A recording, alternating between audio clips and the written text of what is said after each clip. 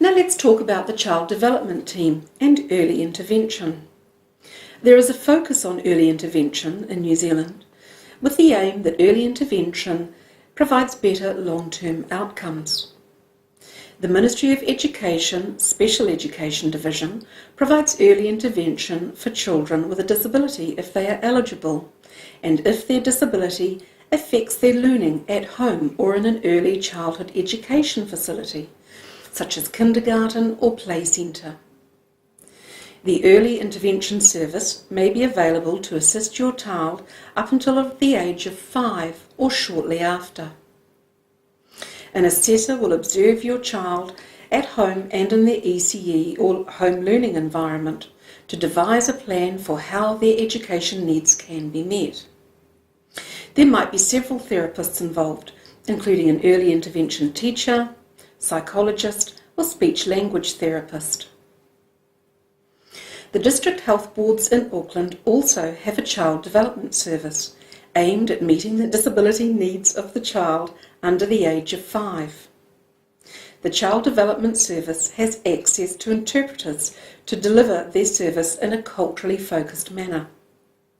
The types of professionals who may be accessed here include, based on eligibility, speech-language therapists, dietitian, visiting neurodevelopmental therapists, physiotherapists, occupational therapists, and social workers. The Culturally and Linguistically Diverse Service operates under the District Health Boards. This service delivers guidance and disability information and support and assistance to translation and interpretation services for speakers of other languages in Auckland. Waitemata and Auckland District Health Boards have cultural caseworkers of diverse cultural backgrounds. These caseworkers provide cultural support services and advocacy to help ensure appropriate allocation of support services to children and families of called backgrounds. They can have direct contact with families and assist them in home and clinical settings. County's Manukau District Health Board delivers a culturally and linguistically diverse disability information service via Disability Connect. We deliver some direct one-to-one support as well as running support groups for the Chinese and Indian communities. And we have also translated our popular Disability Support Guide into Chinese, Korean and Arabic. We have access to interpreters and have cultural disability advisors of Chinese and South Asian descent.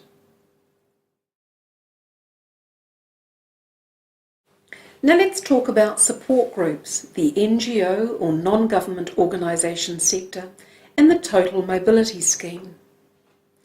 An important factor in raising a child with a disability is to connect with other similar families to gain and learn new skills and contacts. New Zealand has a wide range of support groups aimed at youth with various different disabilities, as well as for parents of children with disabilities. Disability Connect can provide more information about this.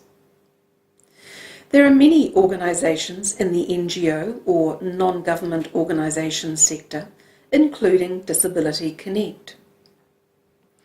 These organisations may receive some government funding, but are not government departments. Some NGOs are specific to certain disabilities, and some are broadly focused on a range of disability issues, such as Disability Connect. Contact us for more information about NGO organisations.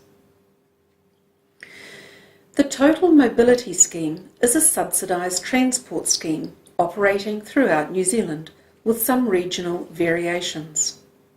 The scheme involves a taxi card which is presented to the taxi driver and entitles the disabled passenger to a 50% discount on a taxi journey to a maximum journey cost of $80. So the maximum disability subsidy is $40. If the journey is longer than this, the disabled passenger pays the balance themselves.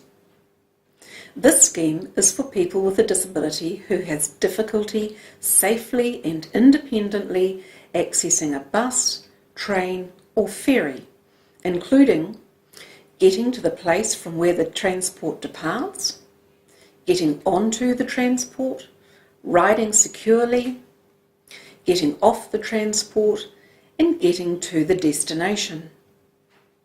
So it can apply to people with an intellectual or sensory disability, as well as a physical disability.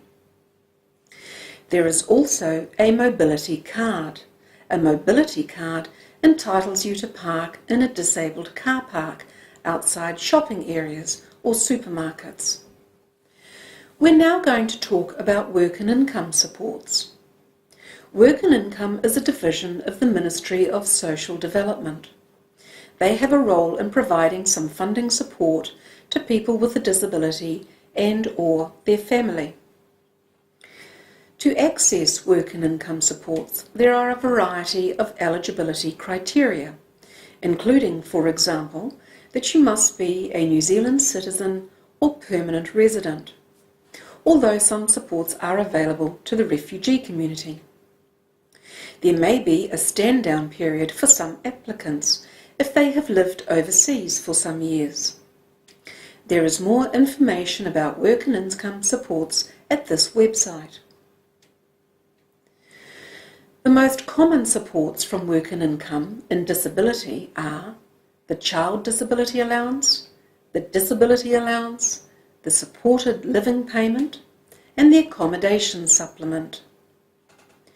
The Child Disability Allowance is paid fortnightly to the main caregiver of a child or a young person with a serious disability in recognition of the extra care needed for that child. This support is applicable up to a maximum age of 18 years. The disability allowance is for people who have a disability and need help with everyday tasks and ongoing medical care. Consumable costs, such as making regular visits to doctors or hospitals, pharmaceutical costs, extra clothing, etc., may be relevant costs. Adults with a disability can apply for this, and it may also be applicable for children. The supported living payment is for individuals with a disability who are permanently and severely restricted in their ability to work, or are unable to work for 15 hours or more per week in paid employment due to their disability. This is aimed at individuals 16 years and over.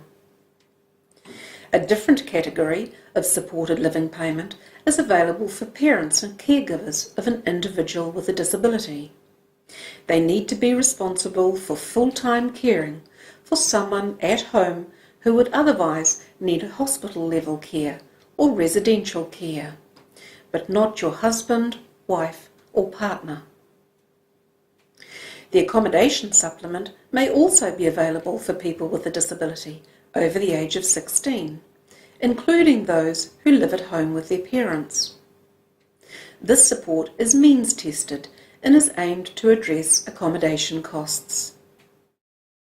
We will now talk about the Ministry for Vulnerable Children, Oranga Tamariki, and Child, Youth and Family Services. Child, Youth and Family Service has traditionally been responsible for the care and protection of children and young people in New Zealand. In August 2016, Government announced the establishment of a new ministry called the Ministry for Vulnerable Children, Oranga Tamariki. This is the result of recent analysis of child, youth and family services and outcomes. At present, the Ministry for Vulnerable Children is operating alongside Child, Youth and Family, because this transformation will take some time to complete. The following information is about Child, Youth and Family Services and is relevant whilst these changes take place. This service is responsible for the care and protection of children and young people. Child, Youth and Family Services may be involved to assess a child's level of needs, including risk or harm. And Child, Youth and Family will work with the family and others to find the best solutions for the child. Child, Youth and Family may link you with community services, or, if there are concerns, a fuller assessment will take place and will link the family with targeted support. A family group conference may be held, where the family and other key people agree on a plan to support the child and family. In serious cases of risk, the child may be taken into care while Child, Youth and Family work with the family. Strengthening Families process. This service helps to coordinate support for families in New Zealand. There may be various professionals involved in the care of a young child with disabilities. Strengthening families may be a process that can help in complex situations to bring professionals and family members together to agree on a plan forward to address issues.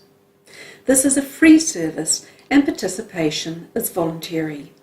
Health professionals and advocates in the disability sector can refer you for the Strengthening Families process. In the following video clips, we will explore education supports.